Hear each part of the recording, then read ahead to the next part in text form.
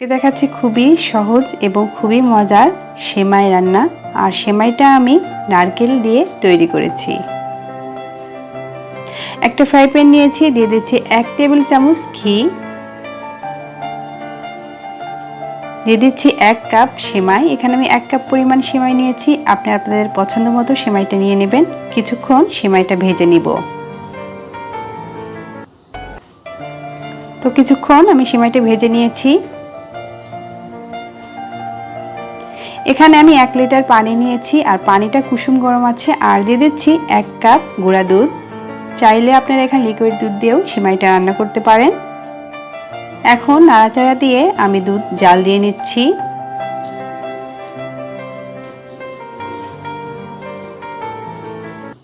এখানে অ্যাড করব 2টা তেজপাতা, 2টা দারচিনি, 2টা এলাচ।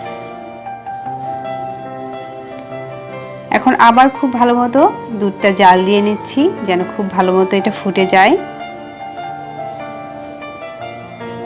যখন দুধটা ফুটে আসবে দিয়ে দেব এখানে আমি সেমাই, যে সেমাইটা আমি ভেজে আগেই তুলে রেখেছিলাম। এখন নাড়াচাড়া দিয়ে 2 থেকে 3 মিনিট আমি সেমাইটা রান্না করে নিব।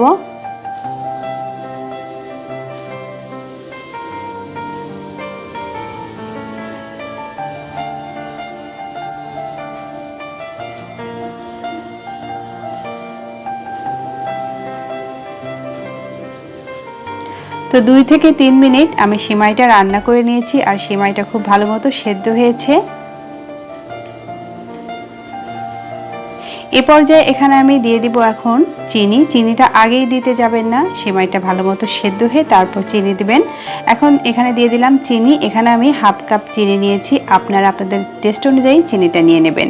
আর দিয়ে দিচ্ছি সামান্য পরিমাণ লবণ। আর লবণটা দিলে মিষ্টির ব্যালেন্সটা ঠিক থাকে, তার জন্য আমি একটু লবণ দিয়ে দিলাম, চাইলে আপনারা স্কিপ করতে পারেন। তো এখন একটু সময় জাল দিয়ে আমি চিনির পানিটা শুকিয়ে নিচ্ছি। 1 মিনিট জাল দেওয়ার পর এখানে আমি অ্যাড করছি 1 কাপ কুড়ানো নারকেল।